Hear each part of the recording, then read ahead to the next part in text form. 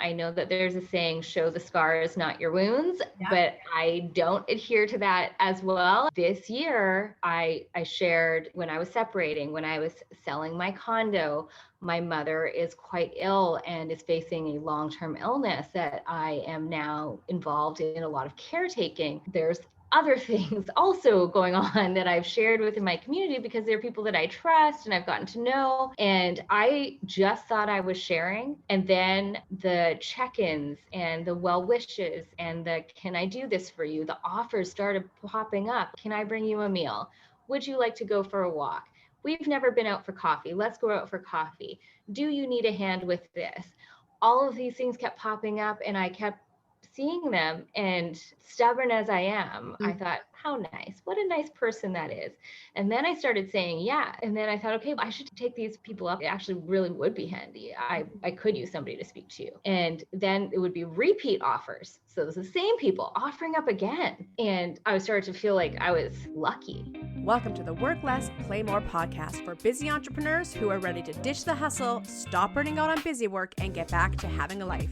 My name is Lindsay Johnson, aka The Radical Connector, and I've spent the last 10 years teaching first-time entrepreneurs how to get customers and make money. Listen in as I chat with other hustle-recovering business owners as we share our top tips for, you guessed it, working less and playing more. Let's do this. Hello, friends. I am so excited that you are joining me here today for our podcast recording. And whoo, baby, we are doing things a little differently on this podcast. Now, y'all know that we often get deep with our guests and we talk about the really awesome parts of building a business, but also the parts that sometimes kind of suck.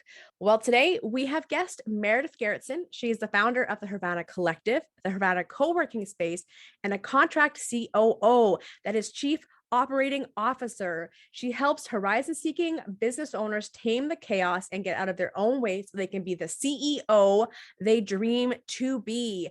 One of the things that I love about what Meredith does with her community is she really helps women and non-binary entrepreneurs really expand their own vision for themselves and their business and think globally, think bigger, and how to really increase their own business acumen while also creating a solid community of support, friendship, and powerhouse business owners. So when I say we're doing things a little bit differently today, you know, what happens when you take a fellow community builder like Meredith and instead of always being the one who is supporting that community, reaches out to say, hey, friends, I need a little support right now too. Meredith has had one heck of a year in her personal life. And that's meant she's had to put her business on the back burner more than once so that she could take the time to do the work that she needed to do and the healing that she needed to do in her life. So we dove into what that felt like to step back from business for a year to deal with the personal things that come up. And more importantly, when life is throwing curveballs at you, how you can allow yourself the patience and grace to get through it while asking for help. Remembering that help doesn't always have to be transactional. And you can, I promise you can set your ego aside and allow for others to help you. So let's dig into today's podcast where we talk about the not so sunshine and rainbows behind building a business and what happens when we get out of our own way and lean on the communities we've built to help us just as much as we help them. Ready, friends? Let's do it. Welcome to our podcast. Meredith, how are you doing? Hi, Lindsay. Thank you for having me. I am in a very interesting place in my life, and that is a really interesting question that I have a hard time answering right now, to be honest. It's one of those times where you just want to say fine, but inside there's like an avalanche of stuff. Yeah, you know what? I'm literally at the place where I can't get the word fine out of my mouth. So depending, and because you and I know each other, I'm looking at you, even though we're just recording, it's just audio right now, I can see you. And I can't look in your eyes and just go, fine. I can pull it together for other folks, strangers and people I don't know quite as well, but you and I talk quite a bit and what's going on behind the scenes. So how am I doing? Well, today I'm getting through it. So this is an interesting podcast recording because we jumped on here and I started with, so my dad is fine, but he had a massive heart attack yesterday. How are you doing?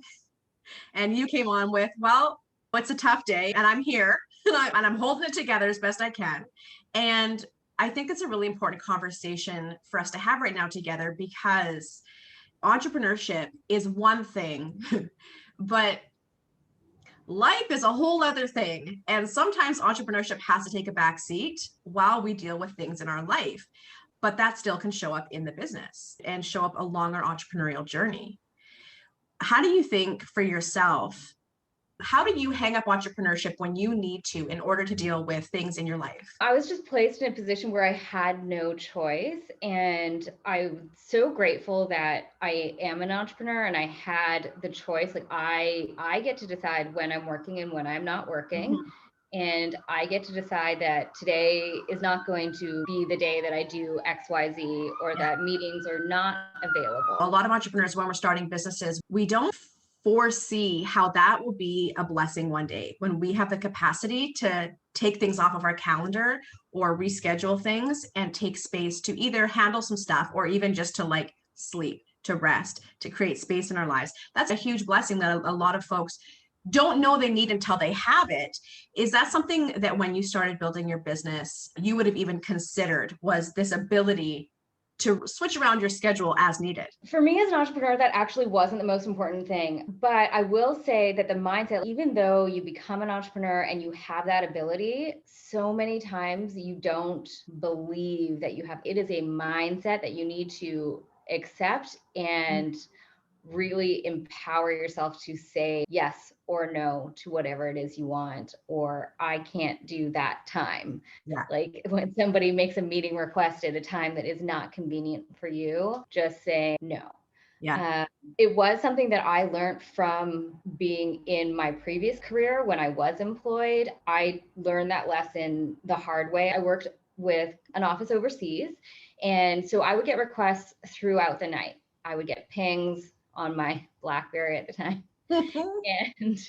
And of course you can see when somebody is up or when somebody has, checked their phone, read a message, and I felt beholden to answer those messages. If I was awake and conscious, then I felt beholden to answer that. And I felt it was the other person's responsibility to know what time zone I was in and to know whether or not it was appropriate to send me a message and to know whether or not it was urgent. And then as an employee, I just had to respond. And it created a resentfulness in me that was massive. And when I realized that I was the one that was responsible for all of that and moved past my resentment, that's when I learned that mindset. So when I came into entrepreneurship, I already had it. And that, I would say, is one of the very great and big early lessons that I had, was that I am responsible for my own time. Only I am responsible for what I choose to give my energy to. Absolutely. As I'm listening to you, I'm remembering all the times in my life where I've either held resentment at myself getting shoved way down the priority list to be able to show up for other people, and times when I had the freedom to rejig my schedule in order to give myself space, whether it was when I got a divorce or when I was going through other family stuff. So my dad had a heart attack last night. He also had one 2 years ago.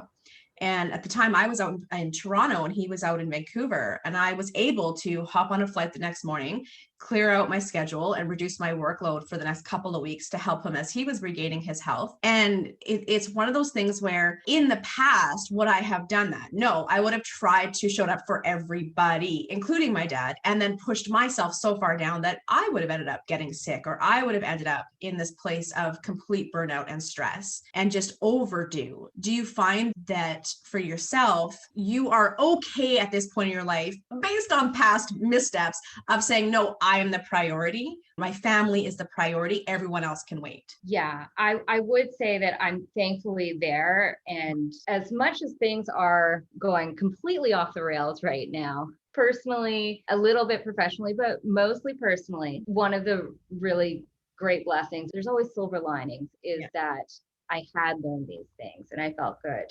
I think the second biggest lesson or learning that I've had as an entrepreneur was just around the ask and the people around you. Yes. So I've been able to really lean into the people I have around me in ways that I would have never guessed that I would have asked for help. So I know that I can say no to a meeting, and there's certain people like you offered to reschedule this recording. And I know that I could have said yes. I could have asked that beforehand. It did cross my mind. And those are asks that are easy for me at this point. What I found was really a new learning for me in this particular moment is asks that are even bigger, reaching into my community, my group of people that support me and surround me, and asking for one of them to come in and step into my business and do some of the things that I would normally do. Yeah. That I, as a face of my business, would be expected to do. And having the yes come back for me, it was such a big lesson in my life. Yeah.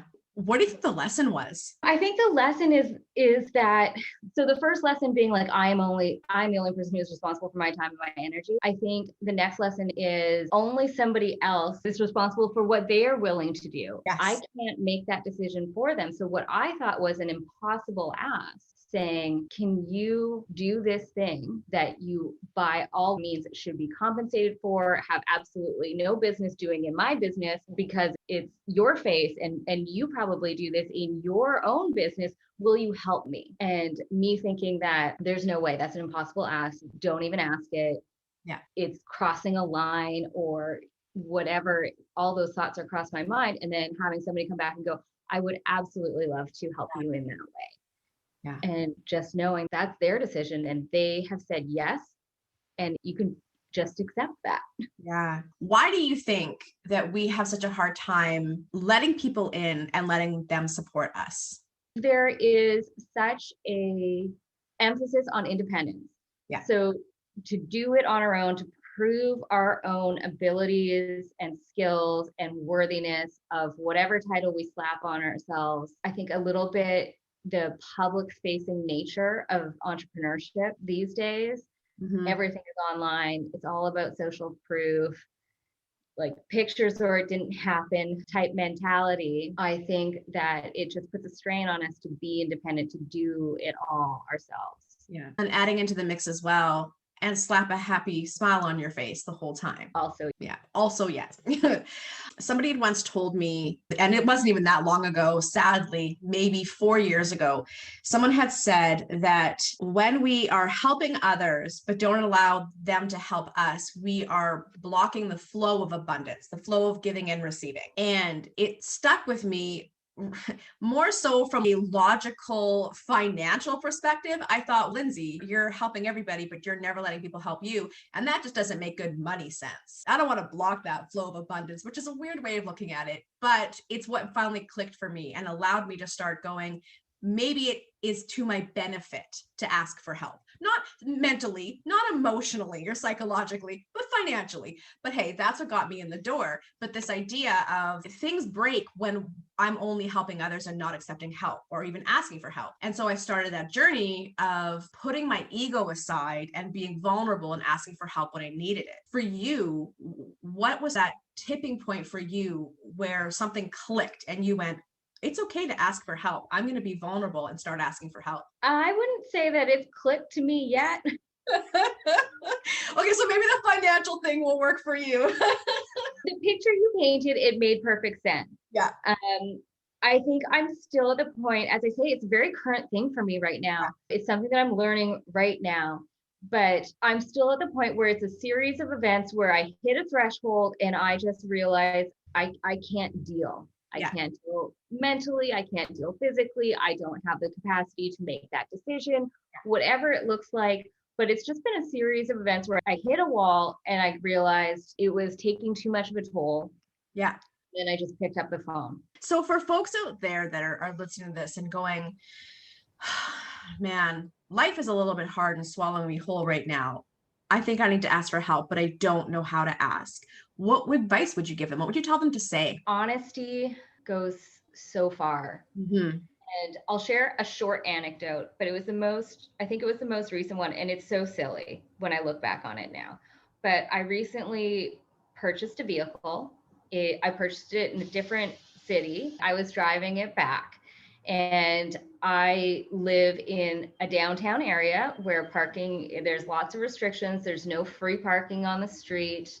And I realized I had no place to park this vehicle. So the drive was 4 hours to come back with this vehicle. I was on my way and I had been thinking about it.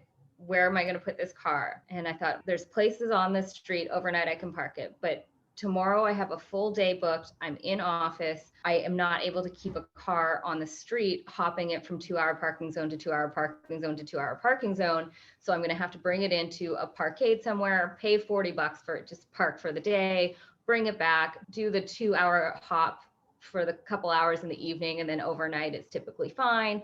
And then I'm thinking the next day, that's the day when I can get into the office where I can get my parking permit, but it's still another daytime where I'd have to hop every 2 hours around the neighborhood, and that's inconvenient, and I have meetings. And so these thoughts are just like tumbling in my head as I'm driving this highway for about 2.5 hours. And I pull in to do a gas fill up, grab a coffee.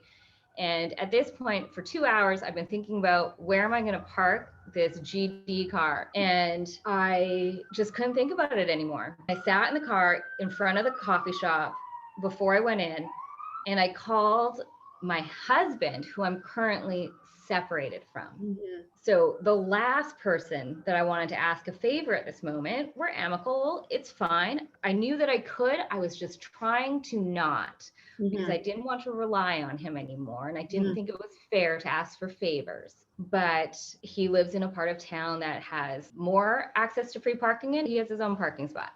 So I called and I just said, I have to ask a favor, and I'm sorry that I have to ask it, but this is a situation. Can you help me?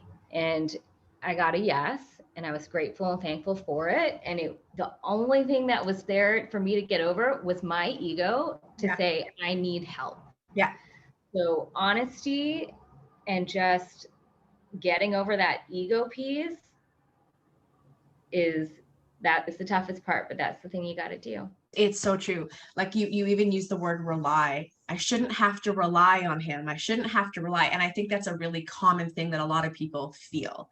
I shouldn't have to rely. I shouldn't need help. I should be able to figure this out on my own. And I think you're right. I think the way we are socialized, I think the way that society is set up, it's an emphasis on the individualism and being able to do things on your own. And you, whose profession in life is around community and building community, you know that nothing is achieved outside of community. It takes a village in all things. And so it's that stupid ego that we have to catch when it wants to be a bit of a jerk to us and lie to us and tell us that we should be able to do it on our own. And the reality is, and I'd love to hear your thoughts on this, the reality is, when we switch from ego and individuality into the village concept, into the community concept, it actually allows us to build stronger relationships and a stronger community in the end. What do you think of that? Yeah, give me your thoughts on that. Yeah, I think even though my work is entirely in community and building community, where my ego played in, I have been successful in building community because I can come to a person with no judgment and all acceptance. Mm-hmm. But I don't bring necessarily that same viewpoint to myself. And that's where my ego comes in. And so having people reflect that for me has made all of the difference in being able to reframe it for myself.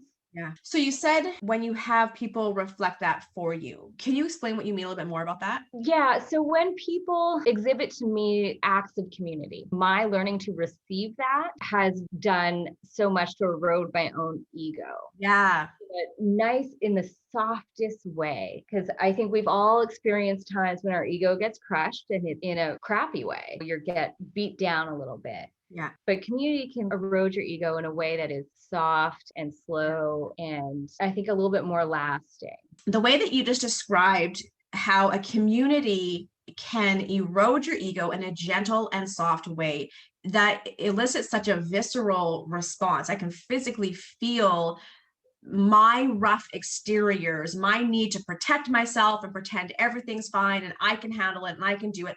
I literally can feel that start to melt away. And I remember when those feelings, when those walls started to melt away. And I think it's still a work in progress. I think a lot of us find that we still have a lot of walls in some areas, in some relationships, and we're softer in others. And I liked what you said earlier about just people that you have a relationship with that you can trust, and maybe people who are outer circle or strangers who the wall is still there, and rightfully. But this idea of our egos being eroded away softly and gently is something I don't think a lot of folks think about. I think we just think in terms of protection and walls and independence, or being puddles of mush who can't deal with ish, right? Yeah, I hope that everybody has had the experience when you are angry about something, speak that truth to somebody, and they say, you're right. Yeah. Because that's the moment when somebody just softly and quietly allows your ego, that anger that you had, I'm right, this is what my truth is, and somebody says, you are right. And it just kind of chips away a little bit. And you're like, oh, okay, I don't need to be so angry. I don't need to be so confrontational. This is an open conversation. Let's talk about that. Experience is what I feel how community allows you to erode your own ego. Yeah. And you just said that to go from anger or defensiveness or confrontationalism, it is, we make up our own words here. It's all good. So it is that, again, it's that sense of protection, like that, though that comes from a need to protect, that fight or flight. When you have somebody who truly hears you and sees you and acknowledges you, that changes the conversation. Like you said, it becomes more about a conversation. I had an incident recently where I was getting some work done for me and I was not happy with the final result. And I immediately went into a story about how I never get what I want. I can't count on anybody. People will never deliver. Don't trust anyone. If you want to do it yourself. I just went right into the story. And I took a beat to reflect a little, do a little internal work and address what was really going on within me, what was really being triggered in me, whether it's my own inadequacies, whether it's my frustration on not being able to communicate effectively, or just the belief that I'll never have what I want, which is not true. I just have to ask for it. And the moment I was able to calm myself down and connect to this funky belief that wasn't true, which was I can never have what I want, and instead go, Lindsay, it's an open conversation. There's no reason you can't go back to this person and say, hey, actually, this is what I want. And then they go, oh yeah, no problem. And if I went down this whole freaking spiral of emotions and all I had to do was say, oh, and I also want this, oh, no problem. So so much of this is, like you said, it's our own ego. It's catching ourselves in this spiral, in this anger or this frustration and this spiral of thinking and going, or how could it be differently? How can I stay in relationship with this person and continue to communicate and let this person give me what I need? Exactly. Do you have a similar story? You need to give me some more stories, Meredith. I'm sure in mine, I want to hear some of yours. I did not come prepared with a bunch of stories. I have so many instances that I can draw from. Like, this year has been really eye-opening for me in having people show up for me. Mm-hmm. So like I shared, this is new. I am a person who is great in a crisis. I love showing up for other people. I'm that friend that will pop in when somebody's having a hard time and like love bomb and be there and do everything. And then when things get good again, I quietly recede, still friends. It's like the opposite of, what is the phrase for friends who only show up when you have like money or good times? Fair weather friends. Yeah, I'm the opposite of a fair weather friend. I'll show up in the hard times, walk you through it. And then when we're good, it's like a once a month chat, hi, texting, maintenance friendship. So I hadn't experienced that, receiving that, because I was always a person that gave that. And I liked being able to give that. I felt like this was one of my big strengths, one of my skills, rare skills that other people don't have, is the ability to be calm in a crisis, to manage chaos, to show up, have a level head at times of difficulties. And this year has been such a learning year. And thankfully it came from community, because otherwise this would be a beat down year for me, in just showing me that I have people. As weird as that is for me as a person who built community, this is what I do. This is what I've been doing for years. I never felt like I needed it. I liked it. And I love to see the connections that I created for other people in a nice, proud mama kind of way. But I never felt like I needed it. Yeah. And I never had the opportunity or was in a position where I had to ask for it. I share quite honestly within my community and in real time. I know that there's a saying, show the scars, not your wounds, but I don't adhere to that as well. I think I let them heal over for a day or two and then I'll share. Today is another example, but this year I shared when I was separating, when I was selling my condo. My mother is quite ill and is facing a long-term illness that I am now involved in a lot of caretaking. There's other things also going on that I've shared within my community because they're people that I trust and I've gotten to know. And I just thought I was sharing. And then the check-ins and the well wishes and the, can I do this for you? The offers started popping up. Can I bring you a meal? Would you like to go for a walk? We've never been out for coffee. Let's go out for coffee. Do you need a hand with this? All of these things kept popping up and I kept seeing them, and stubborn as I am, I thought, that's that person. How nice. What a nice person that is. And then I started saying, yeah. And then I thought, okay, I should take these people up on a speed. It actually really would be handy. I could use somebody to speak to. And then it would be repeat offers. So it was the same people offering up again. And I was starting to feel like I was lucky. Yeah. And then I realized, yes, you are very lucky, but you also curated this. Yes. This is that it's coming back, that what you had said, that picture when you give, but you never allow it to come back, then it's a bit of a broken system. This is it coming back. And so for like opening those doors, allowing it to come back. You talked about, you said, show the scars, not the wounds. And I'm a person who also has said that and has believed that. And now you're starting to change my mind, because showing our scars, not our wounds, which means share the lesson, not yourself when you're raw and going through it. But in some situations, it's no different than plastering a happy smile on your face. Like, it's like in some situations with some communities, it's not only healing for yourself and supportive for yourself, but there will be a benefit to those as well. To repeat something I said earlier, which is when we are in community and we allow others to help us, it strengthens the relationships in that community and your relationship with that person. And so when it feels safe, sharing those wounds within the communities that we have curated, as you said, that we have built with intention, it supports us.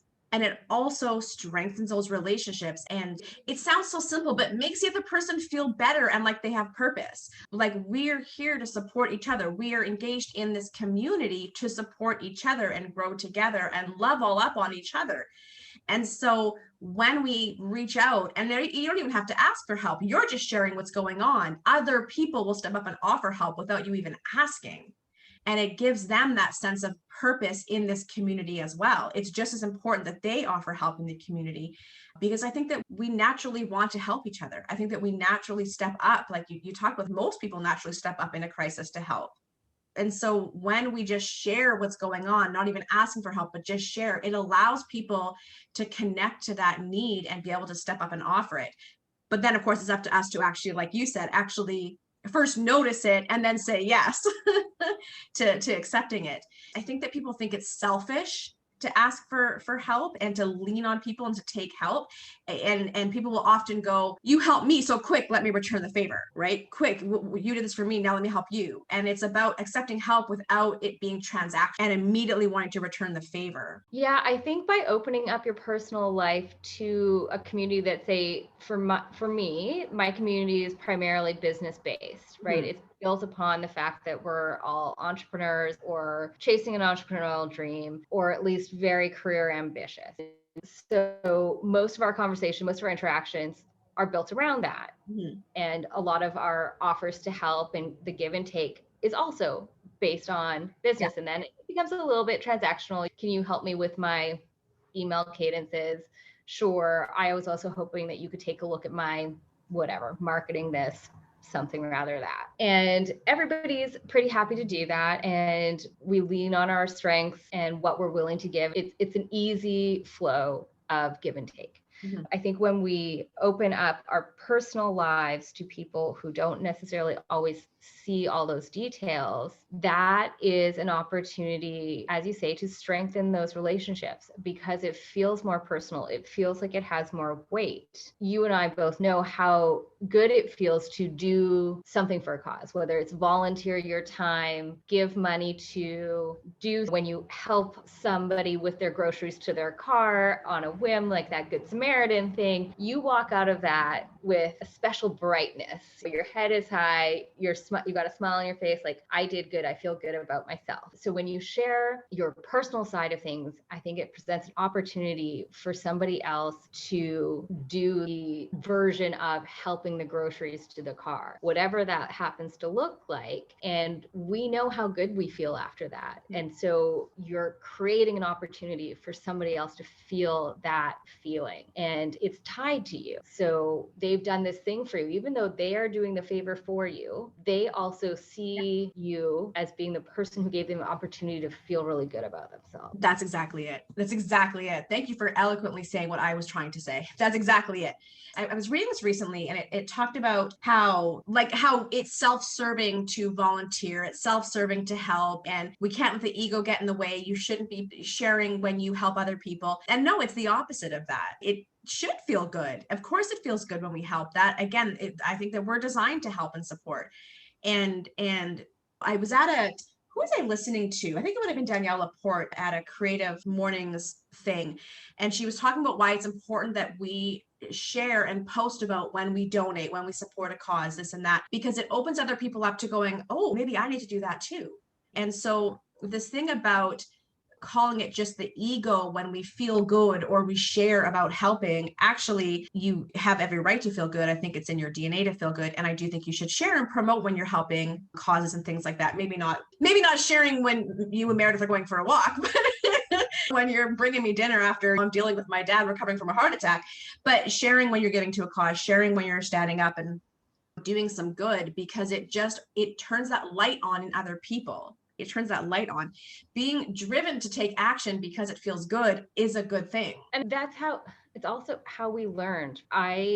My father was very much into volunteerism. He was on a number of different boards and involved with a number of different organizations and pro bono stuff in our community. And I just saw that as what you do.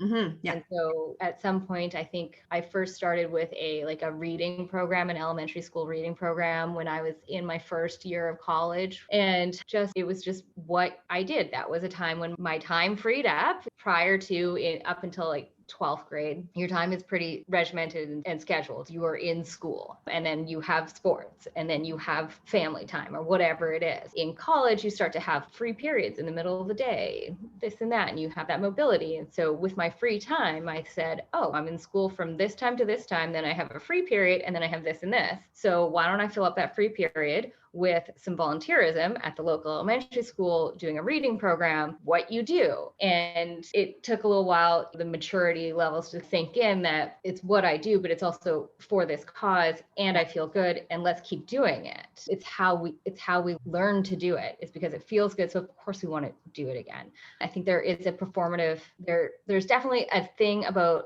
performative actions, volunteerism, or Good Samaritan is, if we're making up words, but we know when we're doing that. Yeah. And it doesn't feel the same. As I say to my niece, she's 6, and I say, only when you're lying. Yes. And I can't know only and that it doesn't feel good. So there's a performative aspect. There's certain people who are doing it in a performative way, and only they know. We know too, but only they know that it doesn't feel the same. Yeah. And that's for them to deal with. Exactly. That's exactly it. We can't control what other people do outside of people who are doing things for a performative reason, because like you said, that's only they know if they're lying. We can't control that. That's what they're up to. But for us, when we are giving back, helping a friend, helping on a bigger scale, one of the most important mindset shifts or benefits to society is that it puts us back in the driver's seat of being part of the change, and it restores a hopefulness in humanity and in what we can create in the future.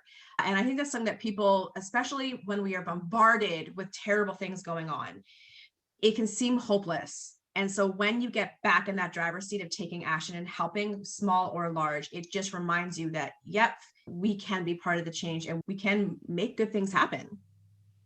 Mm-hmm. Yes. And right now in BC, we've recently had the news that there was a discovery of murdered children in a residential school. And I think to go back to what I had said about my experience in It's Just What You Do. And I did my first volunteerism because that was what was modeled to me. And I didn't know, I had no big passion about children learning to read. As a naive, 18, 19-year-old, I just assumed all kids learn to read, and some take a little bit longer or not. I'm not playing this big part in this child's life by reading with them for an extra hour.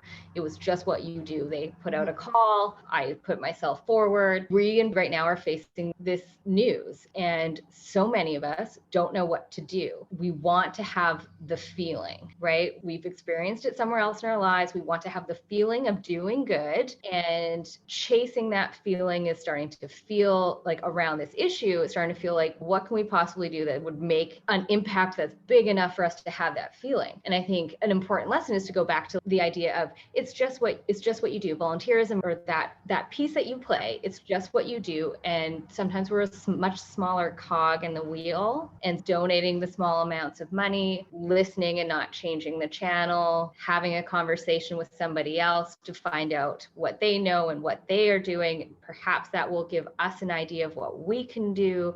That's all part of it as well. Yeah. Or even just reading a book, educating, hearing a different story. So much, especially around, so much of it is just also, like you said, not changing the channel, educating ourselves, looking at things outside of our own privilege or perspective or experience. And again, seeing community on a global scale as humanity and the connectedness and how we can support and show up and hold space for each other. So much that is also just tied to just starting with learning. For folks who are I feel a certain way about this and I want to participate in being a part of the change, I want to give back. A great place to start a lot of the times is just educating yourself and listening to the folks who have experienced what you would like to get involved in supporting. And understanding that we may not know what the greater outcome will be from our small contribution. That might come years down the road. Yeah, I think points as well to this overwhelm that it's really easy to get into. That is, if I can't do something big, there's no point in doing something small. Or if I can't help everybody, there's no point in helping this one person. And that's where all change it comes from these small steps that ripple out, these small little drops that ripple out and grow exponentially over time as more and more people have these little ripples. And change happens first within us and then ripples out. And for folks further listening, if that's something where you're I really want to be a part of this community, I really want to be a part of this change, just start with the small things that you can do and allow that to ripple out without drowning in the ocean of change that needs to happen. Analogies. Hashtag analogies. So given that this year and a half has been a monster, and you as an entrepreneur have had lots of opportunities for growth and for welcoming in that support, shifting the way that you think about letting others in to support you, looking forward into your entrepreneurial journey, not necessarily your business, but your entrepreneurial journey, how do you think that this is impacting your journey? I think I'm maturing as an entrepreneur. I've leveled up a little bit in a weird way, which is, we talk about leveling up being getting so much better at some particular skill, scaling this, scaling that. It's an aggressive term.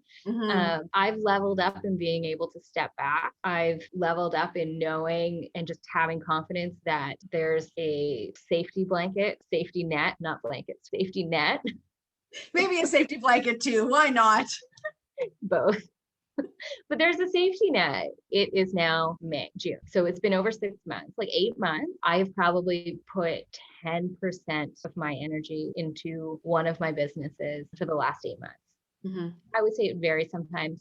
I would have a short period of time when I would put 60% for a week to do some planning. And then it was back down to about 10, 15%, just because I had so much personal stuff going on that required so much more of my attention and took up my mental faculties that I just couldn't think about other things. And when I did, it was very limited. And the leveling up that has happened to allow me to do that, to not fret in incessantly about what's going to happen in my business, who's doing what could fall apart. Are they going to notice? I definitely spent some time thinking about, are they going to notice, for sure, but that fell apart. And there was a instance where I was meant to be hosting something live, and it was about 2 hours before I was supposed to be there, and I was physically not available. I was driving because I had just poorly timed my life out and was driving and could not be on a live Zoom call. Mentally wasn't there. And I put an ask into my community and said, is anybody interested in facilitating this conversation? I can't do it. And somebody happily said, yeah, I'd love to. I said, great, let me change the access on the meeting so you guys can start it. And I don't even have to check in. The freedom that it gave me, my peace of mind, my ability to just go, okay, it's off my plate. And I don't need to even think about how it's going, because these are people that I know truly care about me. Nobody's going to tank anything from me. If it does tank, it might matter for 5 minutes or 10 minutes. It's not going to matter in 10 hours. It's not going to matter in 10 days. It's definitely not going to matter in 10 years. So the leveling up that happens and being able to step back, that's really been what's happened this year for me.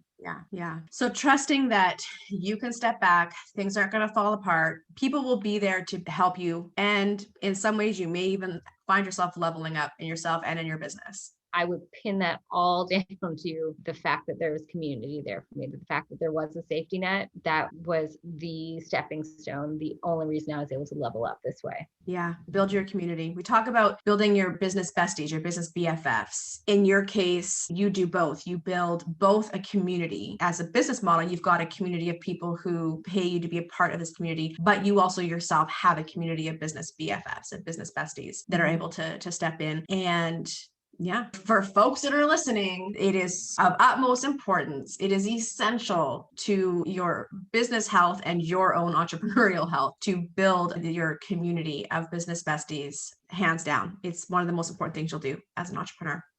100% agree. I love it. All right. So as we wrap up with our deep conversation into the more challenging side of entrepreneurship, not even of entrepreneurship, of life, for heaven's sakes, do you have any parting wisdom for folks who are resonating with this right now? Yeah. I mean, just make the ask. I come from a sales background, and it was always about make the ask. And I'd say the same is true here. When you're building your community, make the ask.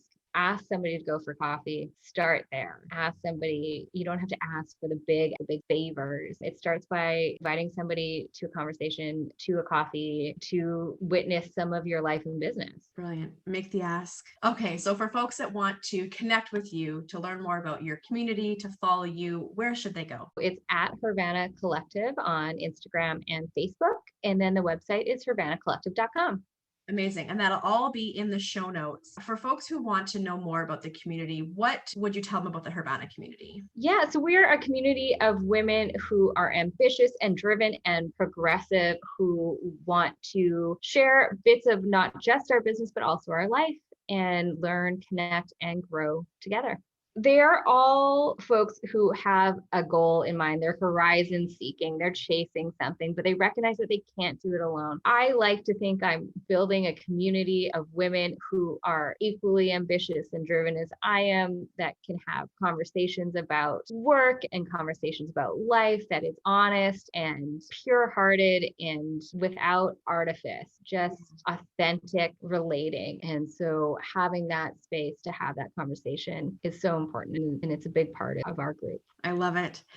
Meredith, thank you so much for hanging out with me today and for joining me when things are not sunshine and rainbows, and keeping it real with us today. Thank you for having me. And I'm always happy to chat. And you and I have so many great chats. So it's great to have one to live on in posterity. Thank you so much for joining me today. If you want to learn more about joining my community for new entrepreneurs and influencers who want to ditch the busy work and discover how to work less and play more all the way to 6 figures and beyond, please visit theradicalconnector.com. Check out today's show notes for all the juicy resources we covered. If you loved what you've heard, subscribe and leave a review. Happy connecting. I will see you online.